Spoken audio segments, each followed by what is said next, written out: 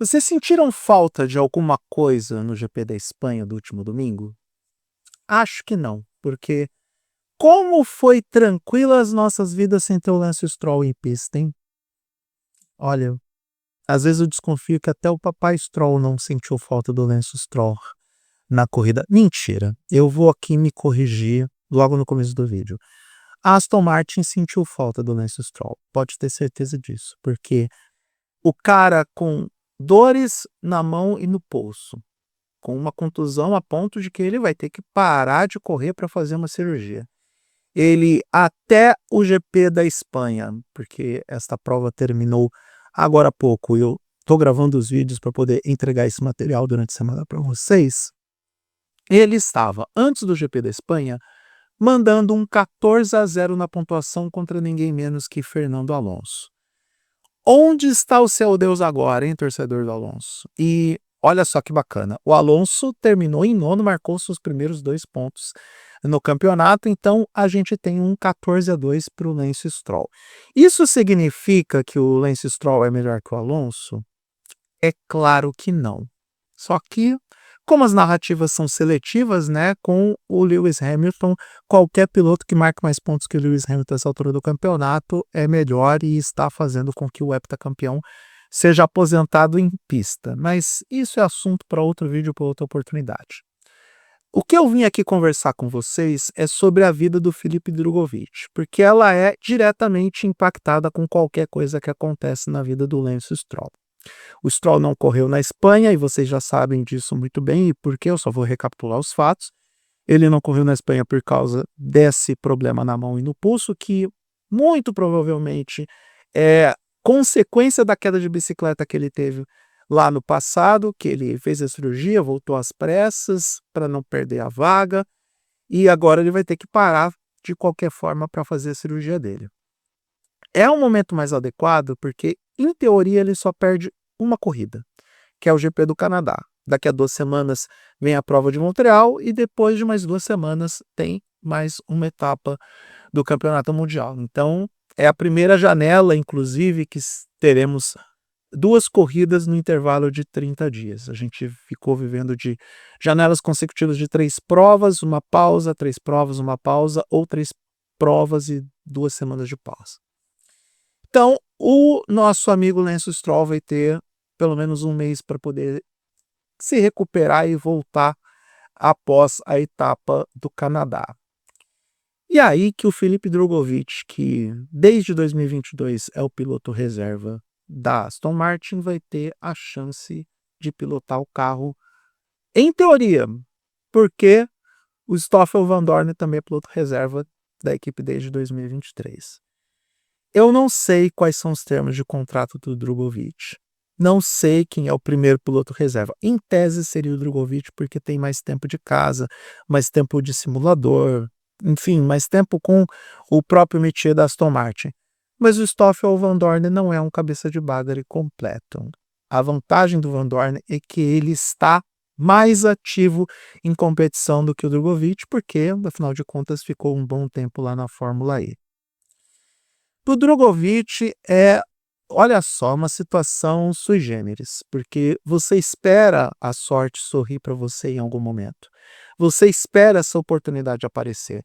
Não que o Drugovich estivesse desejando que o Stroll sofresse mais uma contusão na mão, algo que, na minha opinião, é minimamente sério, porque por mais que a medicina tenha avançado, a gente sabe que tem um tempo de recuperação mais sensível, que tem a fisioterapia, e que é uma parte fundamental para um piloto de Fórmula 1 exercer a sua profissão. Tem a agilidade, o reflexo, a firmeza nas mãos para a condução do carro. Então, todos esses aspectos precisam ser levados em consideração para olhar apenas e tão somente para a cirurgia que o Stroll vai fazer. Mas, de qualquer forma, é quase certo que o Lance Stroll não volta no Canadá. Em 2 semanas é muito difícil. Ainda mais levando em consideração de que ele vai fazer uma cirurgia para corrigir o erro que ele cometeu lá atrás de voltar de forma tão precoce.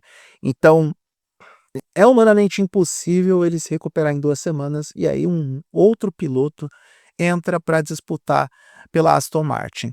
Lembrando que nem Drogovic, nem Van Dorn, nem qualquer outro piloto poderia ocupar esse carro do Stroll para largar no GP da Espanha, porque, segundo o regulamento, esse piloto qualquer, esse piloto X, mesmo que fosse piloto de testes, teria que fazer pelo menos um treino com esse carro, seja Q1, Q2, Q3 ou Quali. Isso já aconteceu no passado, quando o Oliver Berman substituiu o Carlos Sainz, a gente se lembra muito bem, o Carlos Sainz teve todos os problemas dele de saúde, e aí o Berman assumiu o carro no Q3 Quali e foi para a corrida. Isso é o que diz o regulamento.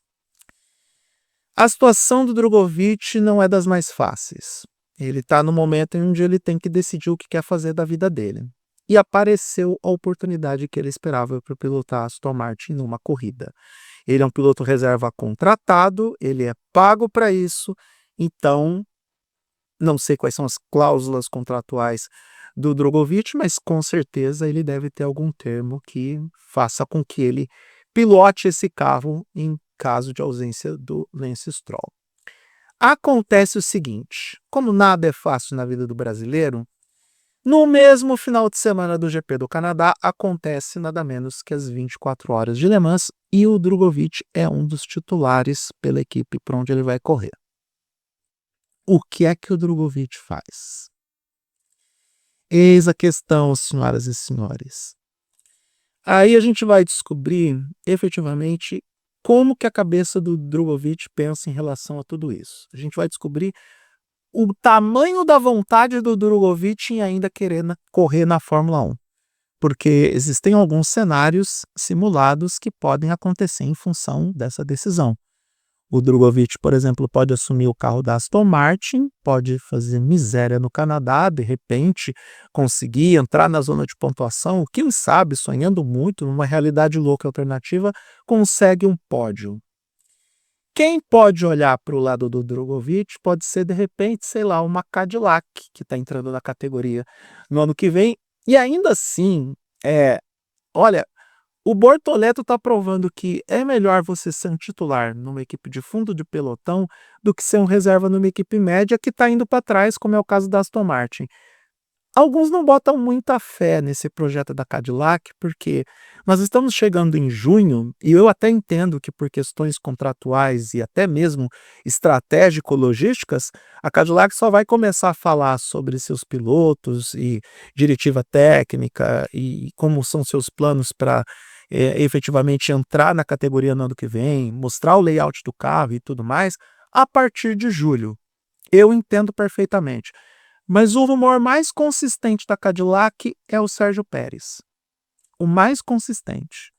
A Cadillac gostaria, de repente, de colocar um Colton Herta da vida para ser o segundo piloto, mas não vejo o Colton Herta como esse piloto todo para a Fórmula 1. É mais fácil pegar um piloto reserva de uma outra equipe, quem sabe, sei lá, estou chutando aqui, um brasileiro chamado Felipe Drogovic. Mas para o Drogovic ter alguma chance com a Cadillac, ele precisa correr na Fórmula 1 e não em Le Mans. Ele tem que mostrar no quintal para onde a Cadillac vai que ele é um piloto apto para ser um dos representantes da equipe em pista. Só que para isso ele tem que abrir mão de Le Mans. Será que o Drogovic vai desistir das 24 horas mais famosas do mundo? O que também é uma vitrine para ele. Não só uma vitrine para a Fórmula 1, mas aí vitrine internacional para outras categorias, para quem sabe uma Fórmula Indy, não é mesmo? Tem uma galera que observou muito bem o Drogovic no final de semana mais importante do ano para o automobilismo global, ele não estava em Mônaco, ele estava lá em Indianápolis. Um sinal, hein?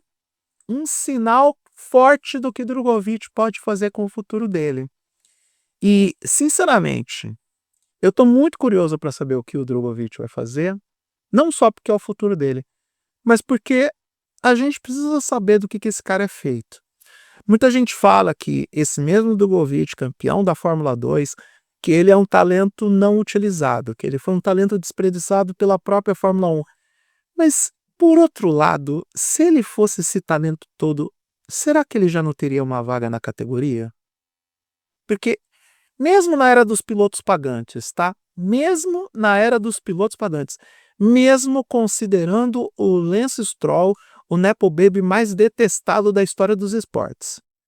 Com tudo isso, eu não consigo ver, com exceção do Colapinto, que é piloto padrante mesmo, e ainda assim o Colapinto teve o que mostrar, eu não consigo ver onde que o Drogovic poderia se encaixar nesse grid. Talvez numa vaga de um Liam Lawson na vida, talvez, mas ainda é cedo para dizer que o Liam Lawson não merece estar na Fórmula 1.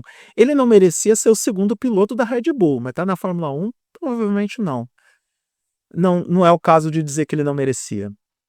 Então, depois de 3 anos, depois de tanto tempo, com Guan Yu Zhou passando pela categoria, Mick Schumacher, tantas coisas um tanto quanto questionáveis, se o Drogovic não conseguiu chegar na categoria, foi porque ele fez uma escolha de gestão de carreira um tanto quanto questionável, na minha opinião, ruim em ser o reserva da Aston Martin, porque é um cenário onde ele muito dificilmente iria correr. Está acontecendo por uma infelicidade de saúde do Lance Stroll, porque os gestores da carreira dele não souberam direcionar o como que seria a visão dele na Fórmula 1 e olhando para fora da Fórmula 1. Só agora que o Drogovic está olhando para outras possibilidades que não a categoria máxima do automobilismo, e porque talvez o Felipe Drogovic seja menos apto do que, sei lá, Gabriel Bortoleto, Zac Hadjar, Oliver Behrman, Oscar Piastri, Kimi Antonelli. Pelo menos desses pilotos, a grande maioria aqui tem um potencial maior que o Drogovic, são melhores que o Drogovic. Não só porque estão em equipes boas, mas porque estão na categoria. Então, é uma decisão que o Drogovic vai ter que tomar, ou que a Aston Martin vai tomar por ele, dependendo das cláusulas de contrato que ele possui, mas que vai mostrar para todo mundo, tanto na teoria quanto na prática, se o Drogovic ainda é um piloto para a Fórmula 1. E isso não é uma crítica objetiva ao talento dele ou à capacidade dele, mas é dúvida razoável porque, afinal de contas, ele foi campeão da Fórmula 2 e está aí na reserva de uma equipe que, de novo, está na linha média indo para a linha de baixo e que não tinha perspectiva nenhuma de entrar e que nenhuma outra equipe se interessou pelo Drogovic até agora. Vamos ver o que vem de decisão por parte dos envolvidos e se a decisão vier para que o Drogovic faça o GP do Canadá no lugar da prova de Le Mans, que a gente possa realmente ver na prática a quantas andam o talento e a capacidade dele em pilotar um carro de Fórmula 1. Será uma amarga decepção para muita gente se o Drogovic for pior que o Colapinto no final de semana lá em Montreal.